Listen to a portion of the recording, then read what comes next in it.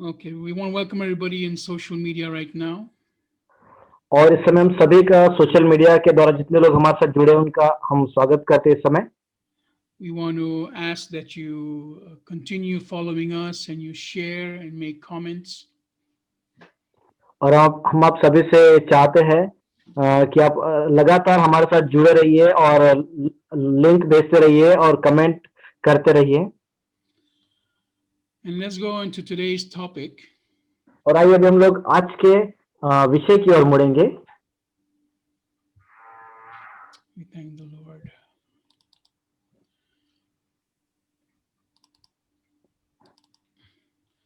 So today's topic is Jesus destroyed all man-made religion. और आज का हमारा विषय है यीशु मसीह ने मनुष्य के द्वारा तैयार किए हुए सभी धर्मों को नष्ट किया। Now we have to understand what we mean when we say religion and when we say tradition and custom. और हमें आज एक चीज समझनी बहुत जरूरी है। जब हम लोग धर्म या फिर परंपरा या फिर रिवाज इन सब चीजों के विषय में बात करते हैं तो इसका अर्थ क्या है। In the Bible, we see that Christ many times talks about the tradition of man. और बाइबल में हम लोग काफी जगहों पर देखते हैं यीशु मसीह मनुष्यों की परंपरा के विषय में बातें करते हैं। We see that Christ very clearly confronts the Pharisees about the false traditions. और हम देखते हैं यीशु मसीह काफी बार फरीसियों को जो है लोगों के सामने दोषी दिखाते हैं या फिर उनको डांटते हैं उनकी परंपराओं के लिए। So the first religion that Christ destroyed was the religion of the Pharisees. तो पहला धर्म जिसे यीशु मसीह नाश करते हैं वो है फरीसियों के उस धर्म को। The very system of religion that God had placed is the one Christ first destroyed. तो ऐसा एक परंपरा या फिर धर्म जिसे हम कहते हैं जिसे परमेश्वर ने बनाया हुआ था हम लोग कह सकते हैं उसे यीशु मसीह नष्ट करते हैं। Because the religion that was being practiced when Jesus came was not the one God gave them. क्योंकि जिस धर्म का वो पालन कर रहे थे वह धर्म नहीं था जिसको जो परमेश्वर ने उन्हें दिया था। It was based on what God gave them, but then man added their own thoughts, and therefore it became a false religion. वह परमेश्वर की ओर से ही दिया गया एक धर्म था लेकिन उसके बाद मनुष्य ने उसमें कुछ अपनी बातों को जोड़ना शुरू कर दिया और इस कारण वह जो है एक झूठा धर्म बन गया। You see, religion is something that comes out when we see a revelation from God. देखिए धर्म एक ऐसी चीज है ये तब बनती है जब परमेश्वर अपना प्रकाशन देता है उसके पश्चात। Religion comes out of something that we do not understand. धर्म जो है कुछ ऐसी चीजों से बनता है जो हम समझ नहीं पाते हैं। In the book of Romans chapter 1, God says that the creation is more than enough for us to believe that there is a God. और रोमियो की पत्री में पौलुस इस प्रकार से कहते हैं कि संसार जो है या सृष्टि जो है यह काफी है यह दिखाने के लिए कि संसार में परमेश्वर है।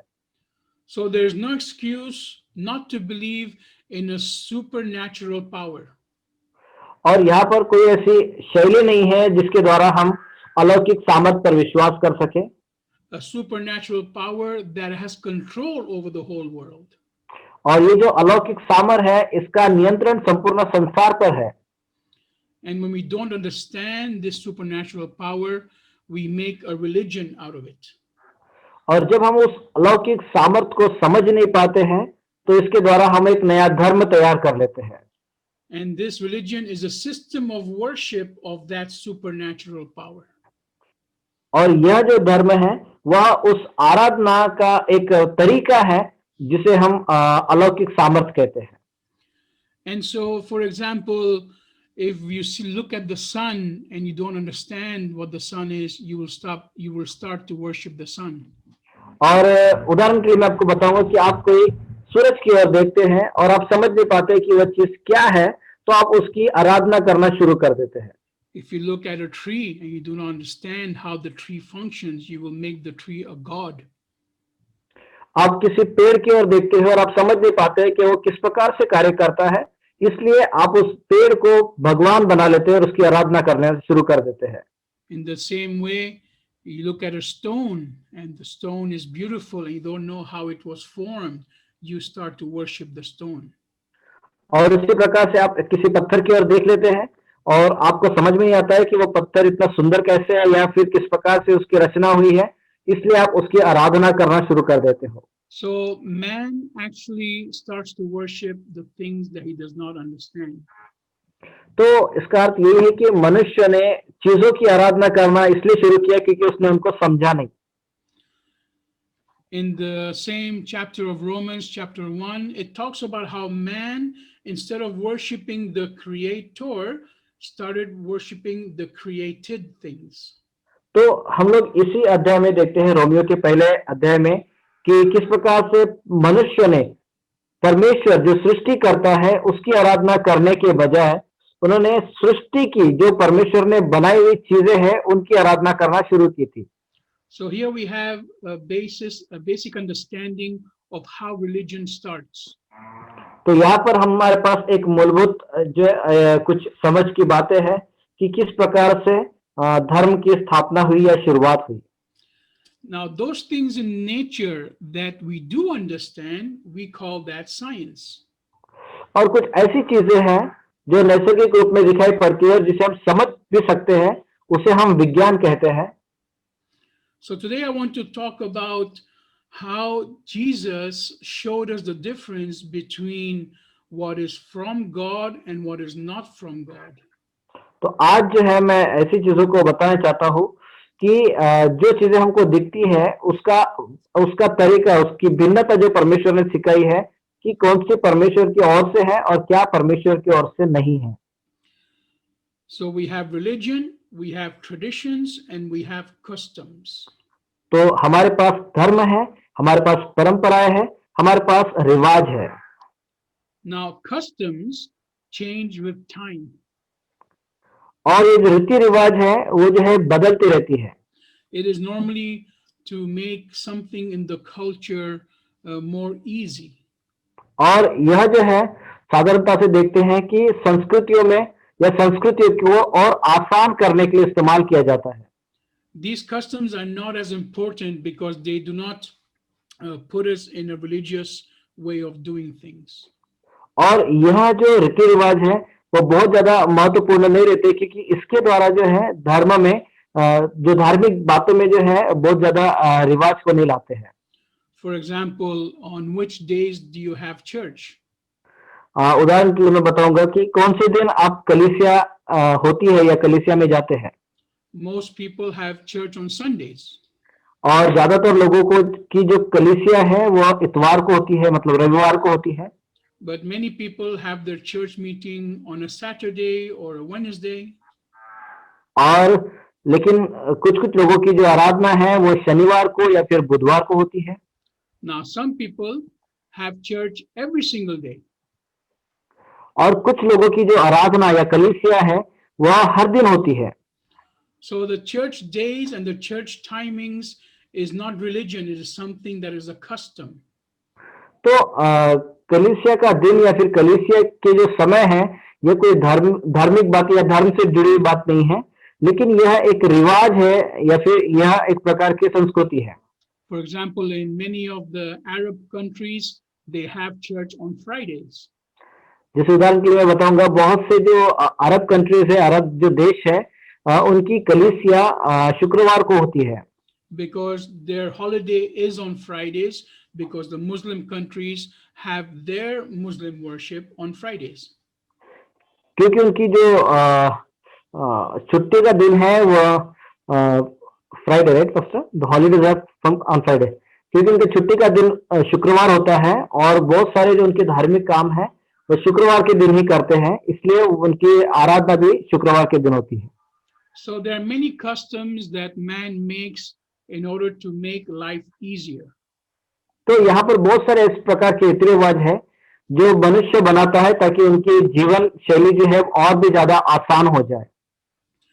Now, these customs, when they are passed on from generation to generation, they become tradition. और यह जो रीति रिवाज है जब एक पीढ़ी से अगली पीढ़ी तक चलती रहती है तो यह एक परंपरा बन जाती है। Now, if these traditions cannot be changed, then they can become a problem. तो यदि यह परंपराएं नहीं बदली तो फिर वह आगे में समस्या उत्पन्न करती है या समस्या बन जाती है। Because right now, for example, we are accustomed to being in church in a building. और उदाहरण के लिए मैं बताऊंगा कि अभी तक हमने इस प्रकार के कार्य किए हैं कि कलीसिया का अर्थ हम एक बिल्डिंग के अंदर में जमा होकर आराधना करना करते थे। And right now, we are doing church online in many parts of the world. और इस समय हम लोग जो है ऑनलाइन कलीसिया संसार के विभिन्न विभिन्न क्षेत्रों में कर रहे हैं। So the custom has changed. तो जो रिवाज है वो बदल चुका है। You see, God can move through any media system he wants. और परमेश्वर जो है किसी भी मीडिया के द्वारा जो है वो अपने कार्य कर सकता है। God can move when you are inside a church, or God can move when you are inside your house. तो परमेश्वर जो है चलन कर सकते हैं जब आप कलीसिया के अंदर है या फिर जब आप घर के अंदर है तब भी परमेश्वर का आत्मा चलन कर सकता है। We studied a few weeks back how God chose the human body to make his temple. और कुछ सप्ताह पहले हमने इस प्रकार से अध्ययन किया था कि कैसे परमेश्वर ने मनुष्य के शरीर को चुना और उसे अपना मंदिर बनाया। And God is everywhere now, and his Holy Spirit is everywhere. और परमेश्वर हर जगह पर है इस समय और उसका पवित्र आत्मा भी हर जगह पर है। But man tries to put God in a box. लेकिन मनुष्य जो है वो परमेश्वर को एक बक्से में बंद कर देना चाहता है। And then that's when man makes religion. और इसी कारण से मनुष्य जो है एक धर्म को उत्पन्न करता है। It is a system of worship based on his traditions. और यह एक आराधना करने का एक तरीका है जो उनके परंपराओं पर आधारित होता है। It has nothing to do with what God has established. और परमेश्वर ने जो बनाया है उसके साथ कोई भी उनका साझा नहीं होता। Because God can change things whenever he wants, and he's not going to be bound because of your traditions. और परमेश्वर जो है चीजों को जब कभी वो चाहे वो बदल सकता है और वह आपके परंपरा के साथ बंधा हुआ नहीं है। So we have to understand that when man puts God in a box in a religion, then God cannot work in that. तो हमें एक चीज समझनी है कि जब मनुष्य परमेश्वर को एक बॉक्स में मतलब एक धर्म में बांध देता है तो इसका अर्थ यह होता है कि हम उसके आगे काम नहीं कर सकते या परमेश्वर उसके आगे काम नहीं कर सकता। The Bible is very clear that the Holy Spirit is like the wind. और बाइबल बहुत स्पष्ट रूप से कहती है कि पवित्र आत्मा एक हवा के समान है। We don't know when it comes and where it goes. और हमें नहीं पता कि कब वो आता है और कहां से वो जाता है। It needs freedom for it to work. और उसे जो है एक स्वतंत्रता की जरूरत है ताकि वो काम कर सके। Now in the Bible, Jesus talks about the traditions. और बाइबल में हम पढ़ते हैं कि यीशु मसीह परंपराओं के विषय में बात करते हैं। And also the apostles talk about traditions. और प्रेरित जो है वो भी परंपराओं के विषय में बात करते हैं। So today we want to talk a little bit about that and understand what did Jesus say about the traditions that man made. और आज हम लोग उसके विषय में थोड़ा सा अध्ययन करेंगे कि यीशु मसीह मनुष्य के द्वारा बनाए हुए परंपराओं के विषय में क्या कहते हैं। Now, all traditions are not bad. और अभी जो बताऊंगा वो ये है कि हर एक परंपरा बुरी नहीं है। Some traditions are based on the word of God, and those are correct. और कुछ कुछ जो परंपराएं हैं वो परमेश्वर के वचन पर आधारित है और वे सही है। That's why Jesus clearly says we need to reject the traditions of man. और इसीलिए यीशु मसीह कहते हैं कि Can you repeat, Pastor? Yes, we Sorry. need to reject the traditions of man. यीशु मसीह ने कहा है कि हमें मनुष्यों की परंपराओं का तिरस्कार करना है when it is referring to worship of God. जब वे जो है परमेश्वर की आराधना से जुड़ी हुई बातें हो तो Because in the Bible also, the Lord tells us, I will do a new thing. Will you not see it? और क्योंकि बाइबल में भी हम इस प्रकार से पढ़ते हैं कि परमेश्वर ने कहा है कि जो आपने कभी देखा भी नहीं ऐसी नई बातें मैं करूंगा. So let's go today to the book of Colossians chapter 2. आइए हम लोग इस समय कुलोसियों की पत्र की और दूसरा अध्याय की ओर बढ़ेंगे. Colossians chapter 2 verse 8. कुलोसियों उसका दूसरा अध्याय वचन 8. And it says, see to it that no one enslaves you through philosophy and empty deceit according to human tradition, according to the basic principles of the world, and not according to the Messiah. वचन 8 इस प्रकार से कहता है, चौकस रहो कि कोई तुम्हें उस तत्व ज्ञान और व्यर्थ धोखे के द्वारा अपना अहर न बना ले जो मनुष्यों की परंपराओं और संसार की आदि शिक्षा के अनुसार तो है पर मसीह के अनुसार नहीं. So here we see that there is a tradition that is according to the world and a tradition according to the Messiah. तो यहाँ पर हम देखते हैं परंपरा है लेकिन दो प्रकार की. एक है एक परंपरा जो संसार के अनुसार है और एक परंपरा जो मसीह के अनुसार है.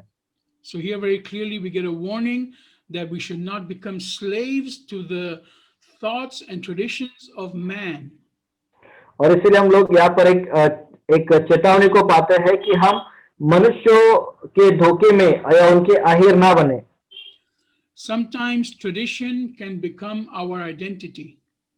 और कभी-कभी हमारा जो परंपरा का पालन करना है वो हमारी एक पहचान पत्र बन जाता है. See, before I became a Christian, I was worshiping Hindu.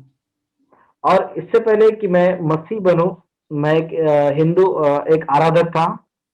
And my identity and my traditions of the culture were my identity. और मेरे संस्कृति की जो परंपराएं थी वही मेरी एक पहचान थी. My religion was my identity. और मेरा जो धर्म है वो मेरी पहचान थी. Before that, I used to believe that Jesus Christ was for the Europeans and the Americans only. और उससे पहले मैं इस प्रकार से विश्वास किया करता था कि यीशु मसीह जो है वो सिर्फ अमेरिका के लोगों के लिए और यूरोपियन लोगों के लिए ही है. It was for the white people and not for the other peoples of the world. और वह जो है सिर्फ गोरे लोगों के लिए ही है और संसार के अन्य लोगों के लिए वह नहीं है. And I thought that if I decide to follow Jesus Christ, I would have to first of all lose my identity and my culture. और मैं इस प्रकार से सोचता था कि यदि मैं यीशु मसीह का अनुसरण करूं तो सबसे पहले मुझे मेरी पहचान और मेरी संस्कृति को छोड़ देना पड़ेगा. So my tradition and my religion was holding me back and I was a slave to it. और मेरा जो परंपरा है और मेरा जो धर्म है वह मुझे जो है पकड़ के रखता था कि मैं आगे में या मसीह की ओर ना बढ़ूं.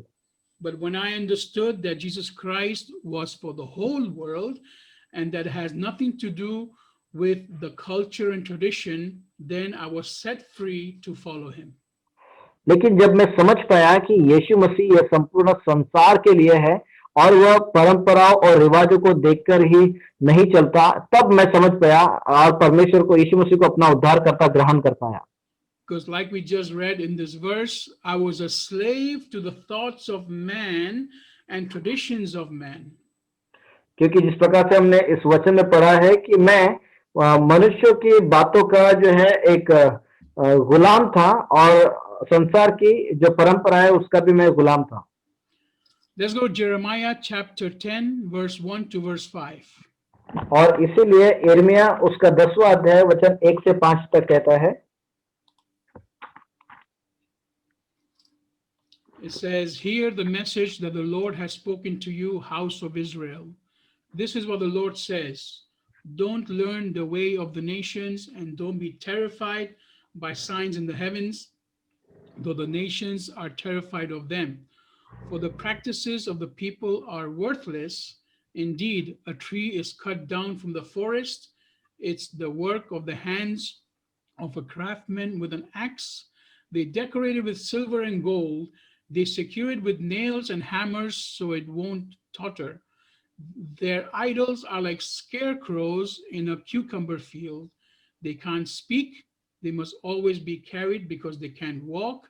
Don't be afraid of them because they can do no harm, nor can they do any good.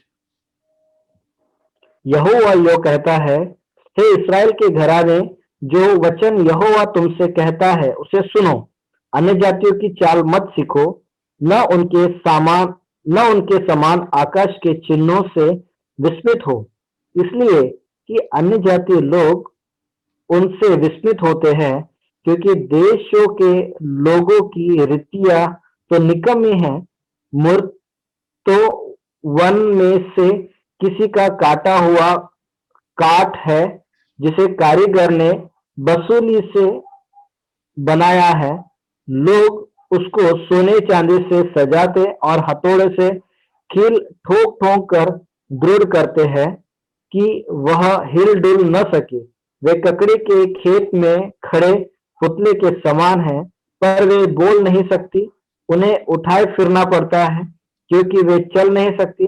उनसे मत डरो, क्योंकि न तो वे कुछ बुरा कर सकती है और न कुछ भला। So very clearly here in verse 5 we see that we should not be afraid of these man-made idols. और बहुत ही स्पष्ट रूप से जो है वचन 5 में कहता है, हम लोग मनुष्य के द्वारा बनाए हुए मूर्तियों से भय न खाए। We should not be afraid of what is being taught through these idols. और इन मूर्तियों के द्वारा जो शिक्षा दी गई है उससे भी हम लोग कभी न डरे, because they cannot do any good or any bad. It is dead. क्योंकि वे न तो बुरा न तो भला कर सकती है, क्योंकि वे मरे हुए हैं। You see, man-made religion is dead. It has no power. हम देखते हैं कि मनुष्य के द्वारा बनाया गया धर्म जो है वो मरा हुआ है और उसमें कोई भी सामर्थ्य नहीं है। The only power man-made religion has is fear. सिर्फ एक ही सामर्थ्य जो मनुष्य के द्वारा बनाए हुए धर्मों में है वह है डर।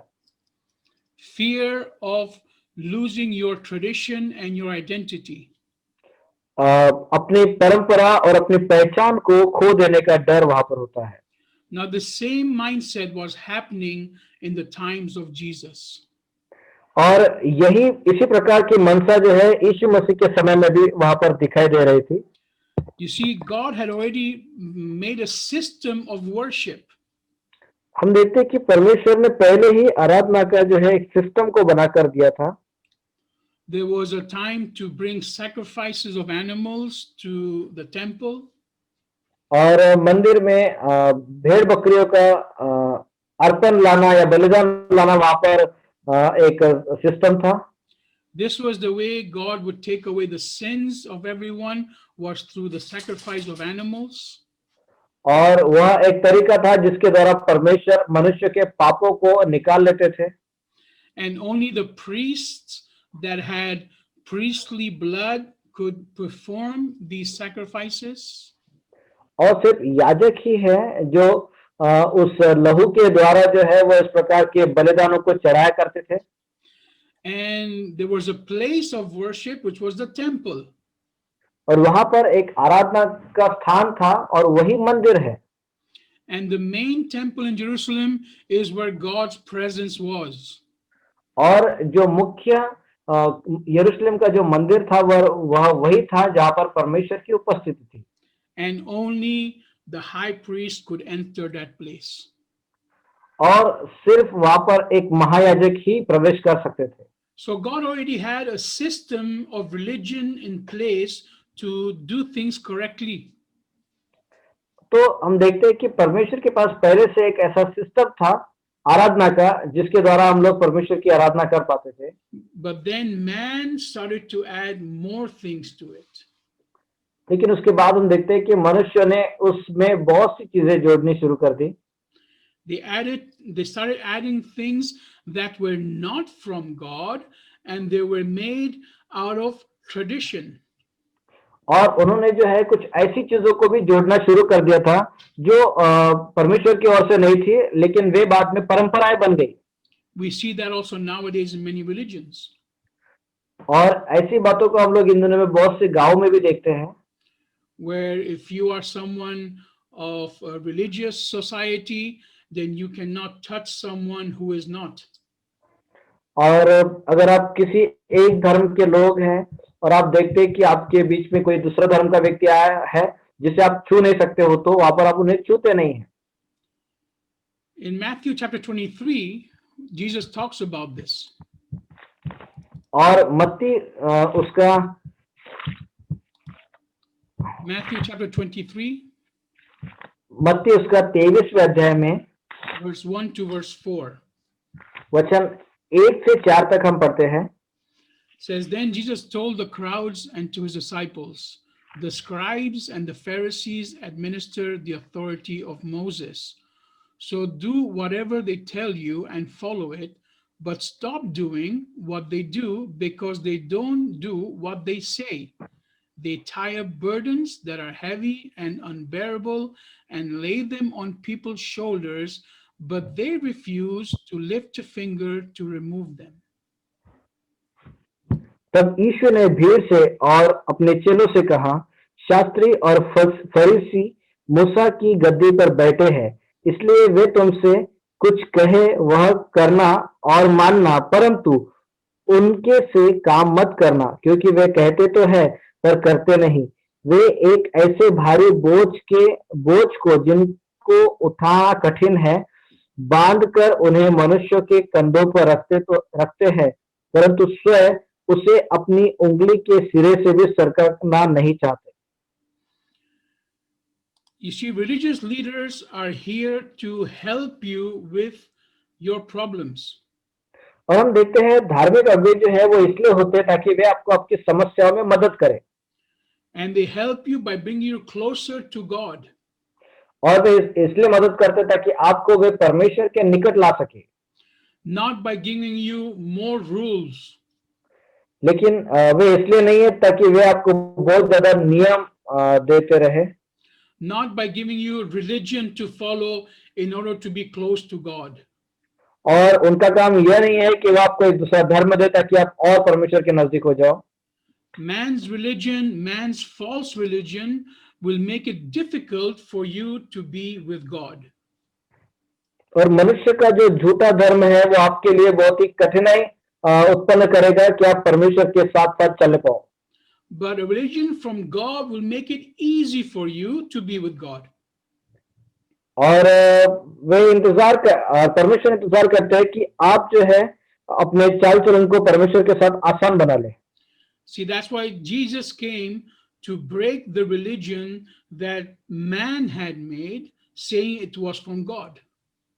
और इसीलिए यीशु मसीह आए और मनुष्य की बनाई हुई परंपराओं को तोड़ा ताकि आप परमेश्वर के पास आ सके, और उसने ऐसा किया इसलिए आज आप परमेश्वर के साथ हैं।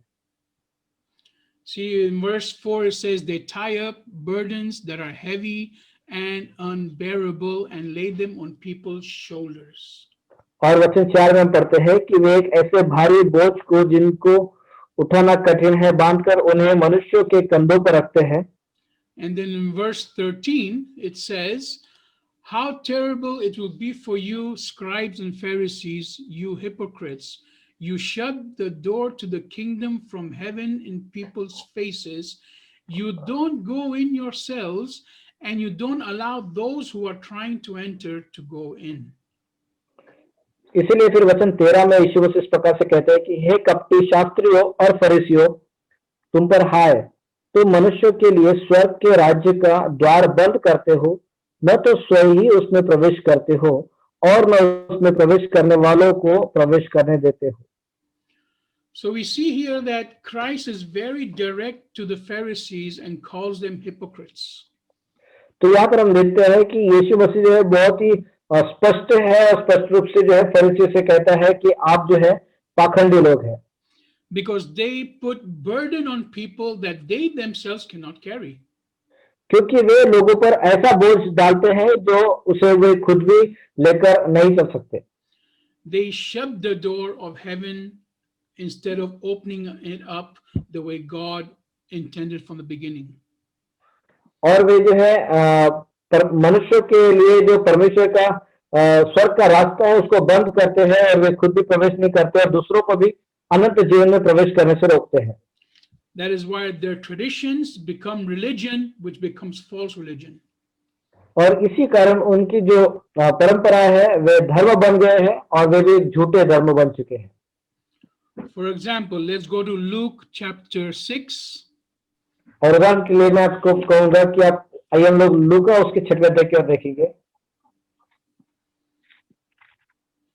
In verse 1, we go on. और वचन 1 में पढ़े।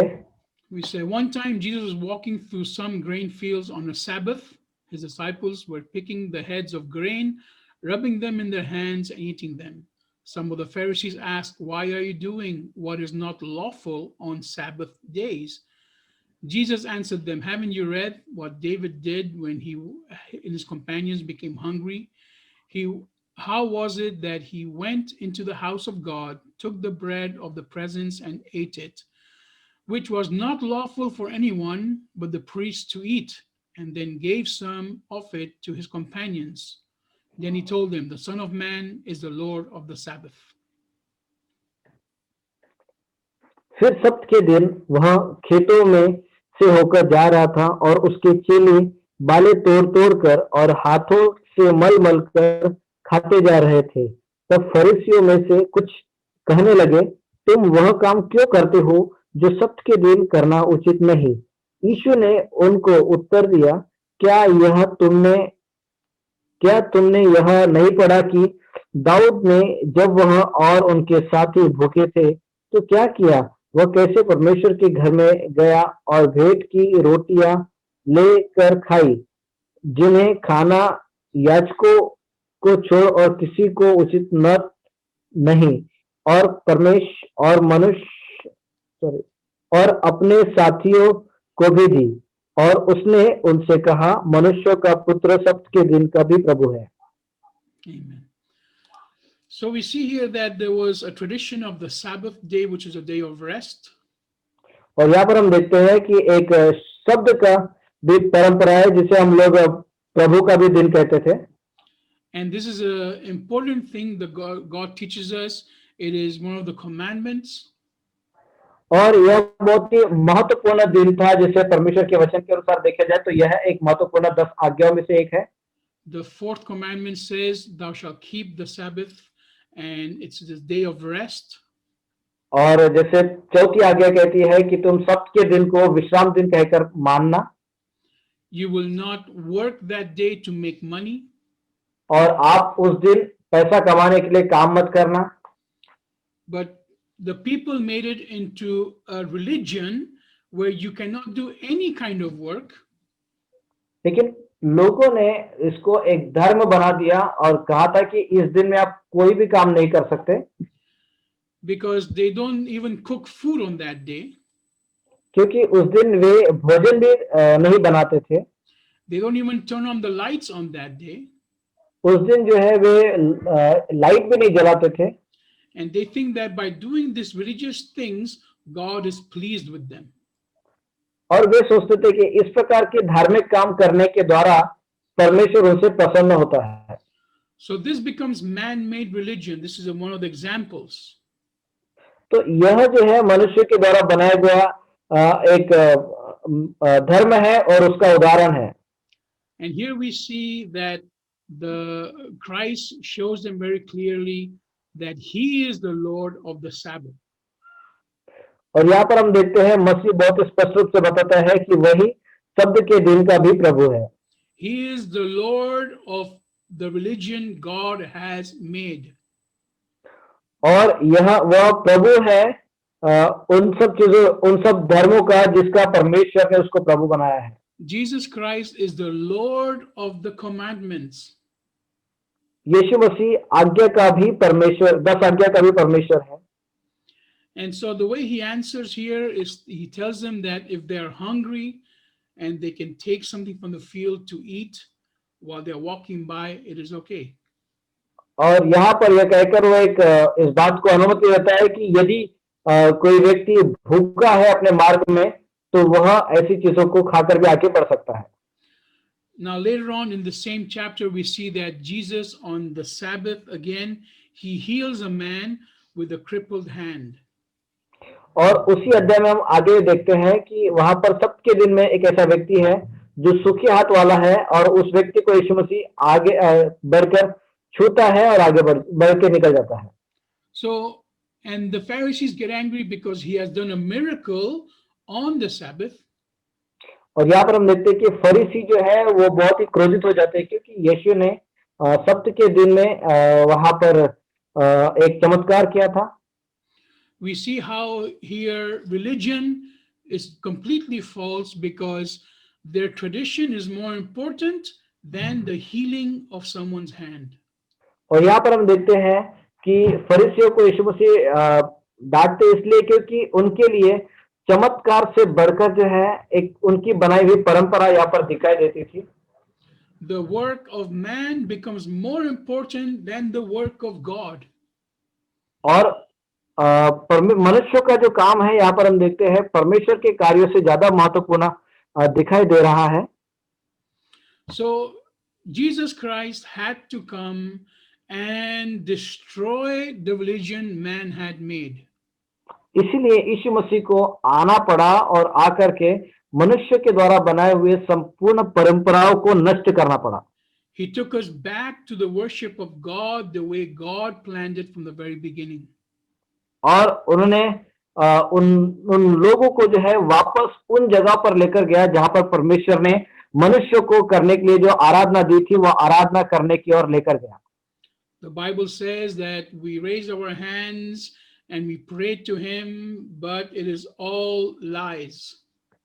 और बाइबल कहती है कि हमने अपने हाथों को उठाना चाहिए और परमेश्वर की आराधना करना चाहिए, लेकिन यह पूरा गलत था, झूठ था। It says that we do all these things, but we do not worship with our hearts. और ये इस प्रकार से कहता है कि हमको ये सारी चीजें करें, लेकिन हम लोग दिल से आराधना नहीं किया कर पाते थे। So God knows our hearts, and he knows that if we are doing something out of religion, he will not accept it. और परमेश्वर जानता है कि ये सब कुछ है, लेकिन अगर कोई चीज भी अगर हम हृदय से नहीं करते और ये धर्म के लिए करते हैं तो परमेश्वर उसे स्वीकार नहीं करते। See, religion can be something, and tradition and religion can be so big in your life that you will not care about anybody else. देखिए, धर्म तो कुछ है और एक पारंपरिक धर्म जो है वो भी कुछ ऐसी चीज है, लेकिन ये करने के द्वारा आपके जीवन में कुछ भी लाभ नहीं होता। Most of the wars we have seen in the world are because of religion.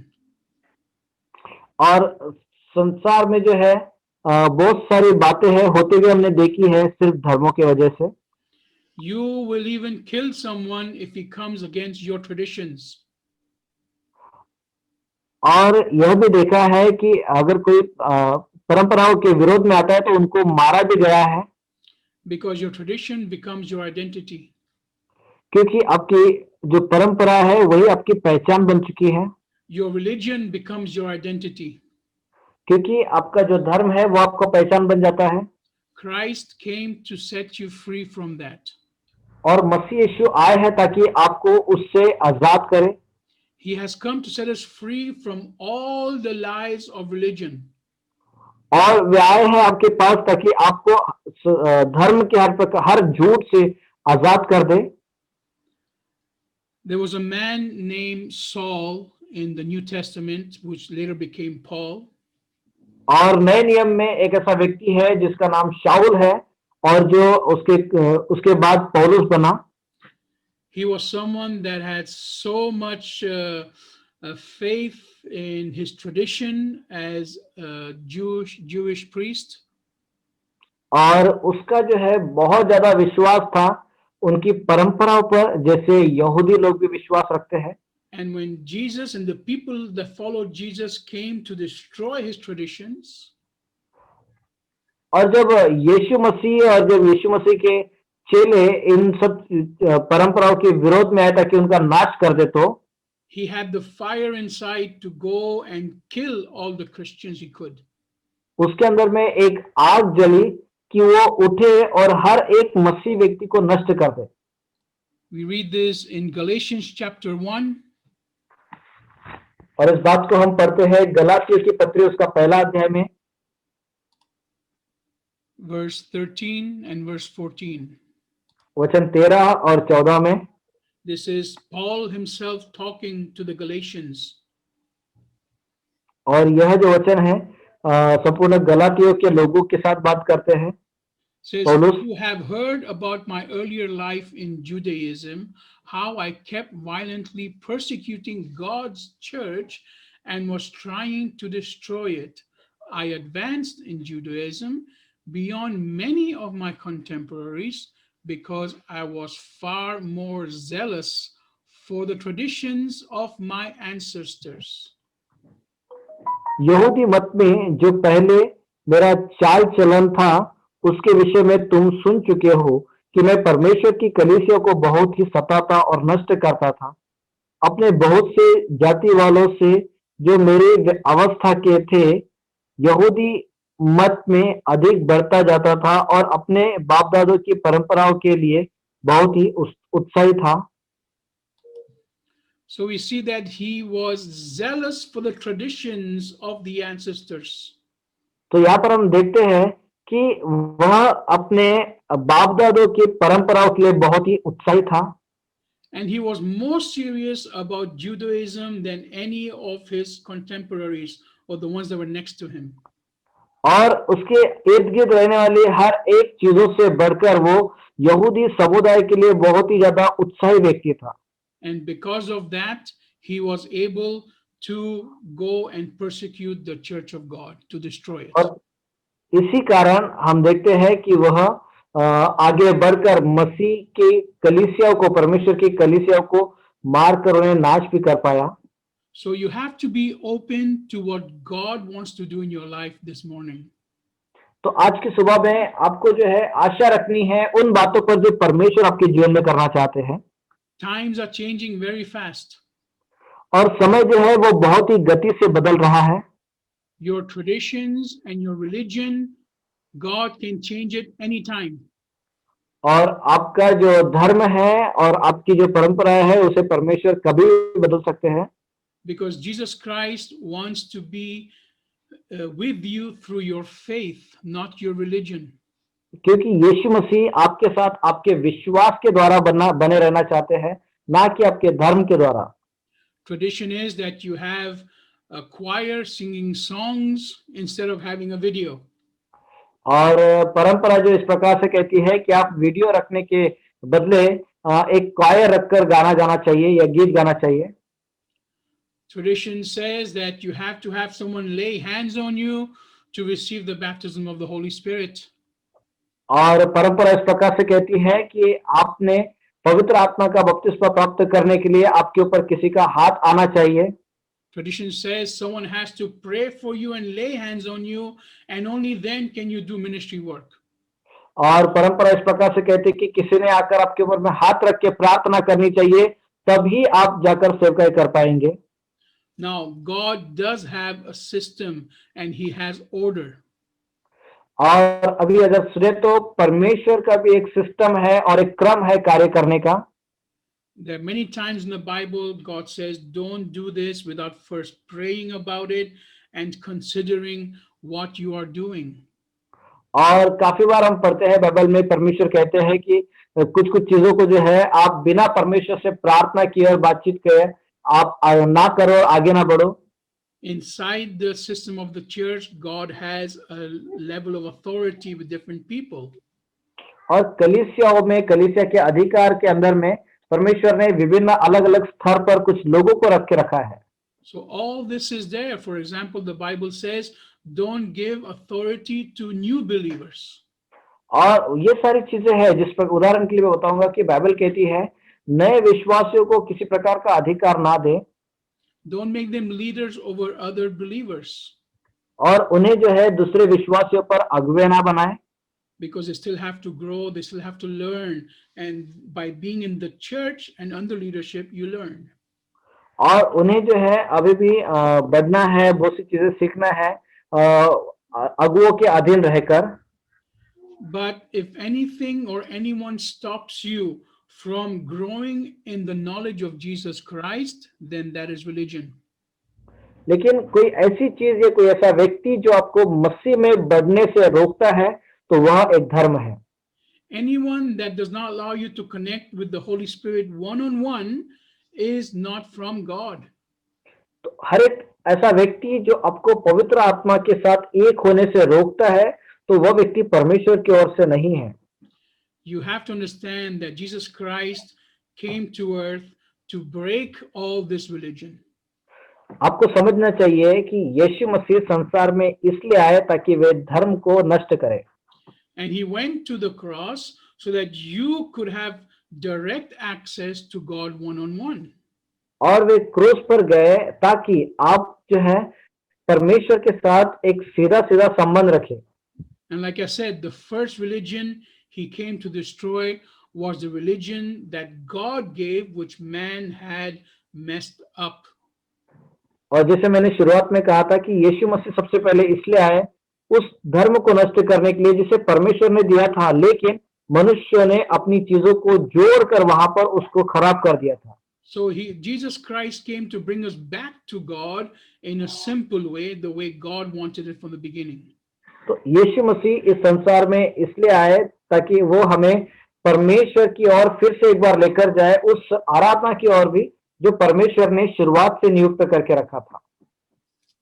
Next week we will continue to study how Jesus Christ made it easier for us to be with God.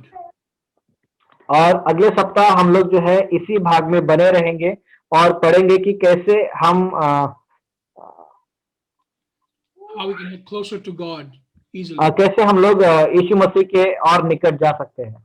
We will see how there are some traditions that the apostles talk about, which we have to continue to keep. और हम इसके विषय में भी देखेंगे कि वहां पर कुछ ऐसे परंपरा है जिसके विषय में प्रेरित बात करते हैं और वे आगे दिखाई भी देती है। And these traditions are for our safety and for us not to fall into religion. और यह जो परंपरा है वो हमारे सुरक्षा के लिए है, लेकिन जो है एक झूठी बात के लिए नहीं है। So today, just finish with this. There is something called customs which can change with time. और आज मैं इसके साथ ही समाप्त करना चाहता हूँ। कोई ऐसी बात है जिसे हम लोग रीति रिवाज करते हैं, कहते हैं, और जो समय के साथ बदलता है। These customs are for our convenience, but they are able to change with time. और यह जो रीति रिवाज है वह हमारी जो है आसानी के लिए दिया गया है, लेकिन समय के साथ वो बदलता है। Now, if these customs never change, they become traditions. और यह जो रीति रिवाज है वो बदलते नहीं है, तो फिर वे परंपराएं बन जाती है। And when these traditions become the law, then it becomes a religion. और जब यह परंपराएं एक व्यवस्थाएं बन जाती है तो फिर यह एक धर्म में जो है वो रूपांतरित हो जाती है। God can change any custom anytime. और परमेश्वर किसी भी रीति रिवाज को कभी भी बदल सकते हैं। God can change any tradition anytime. और परमेश्वर किसी भी परंपरा को कभी भी बदल सकते हैं। But God will never change his word. लेकिन परमेश्वर अपने वचन को कभी नहीं बदलेंगे। God will never change his love for us. और परमेश्वर अपने प्रेम को जो हमारे लिए है कभी भी बदलेंगे नहीं। And God will never change that he has chosen the name of Jesus Christ to be with him, the way to be with him. और परमेश्वर इस चीज को कभी भी नहीं बदलेंगे कि यीशु मसीह जो ऐसा मार्ग है जिसके द्वारा हम परमेश्वर की ओर जा सकते हैं। The Bible says, and in the end times, every knee shall bow and every tongue will confess that Jesus Christ is Lord. और बाइबल कहती है कि अंत के दिनों में हर एक घुटना टिकेगा और हर एक जबान अंगीकार करेगी कि यीशु मसीह ही प्रभु है। Now, there are two ways that you can say Jesus Christ is Lord. और दो ऐसे तरीके हैं जैसे आप कह सकते हैं कि यीशु मसीह ही प्रभु है। One way will be when you will realize that everything you did was wrong and that Jesus Christ truly is the Lord, and you will be in suffering. तो पहला तरीका वह है जहाँ पर आप कहते हैं और आप अंगीकार करते हैं कि हर एक काम जो आपने किए हैं वो गलत थे और यीशु मसीह प्रभु है, और आप उसको स्वीकार करते हैं और दुख भी उठाने के लिए तैयार होते हैं। So one people will be the ones that never accepted Christ, and they have to confess Jesus Christ is Lord.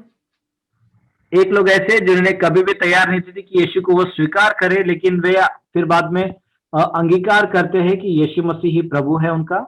And there are those that accept Jesus Christ, and with joy they say Jesus Christ is Lord.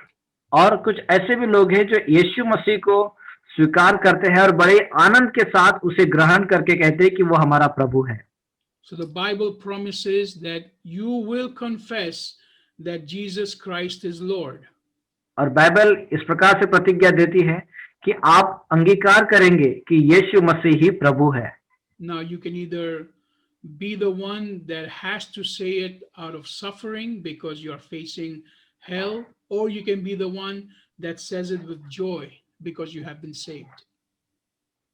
और आप हो सकते हैं इन दो में से एक जन की आप जो है दुख उठाते हैं, या फिर आप नरक की ओर जा रहे हैं आपके अविश्वास के कारण, या फिर आप प्रभु यीशु को अपना उद्धारकर्ता ग्रहण करके आनंद से उसे अपना प्रभु कह सकते हैं। So I encourage you today to take a closer look at Jesus Christ and to accept him into your heart. और आज मैं आप सभी को उत्साहित करना चाहता हूं कि अपनी आंखें उठाओ और प्रभु की ओर देखो और उसे अपने हृदय में प्रभु कहकर ग्रहण करो। If you want to accept Jesus Christ, you want to know better how to know him, contact us, send us a message, make a comment, and we will get back to you. और अगर आप यीशु मसीह को और भी नजदीकता से जानना चाहते हैं और भी ज्यादा स्पष्ट रूप में जानना चाहते हैं, तो हम चाहेंगे कि आप हमसे कांटेक्ट करें, हमें मैसेज भेजें, कमेंट करें, ताकि हम आपको जो है आपसे और भी बातें करेंगे और आपको प्रभु के विषय में बताएंगे।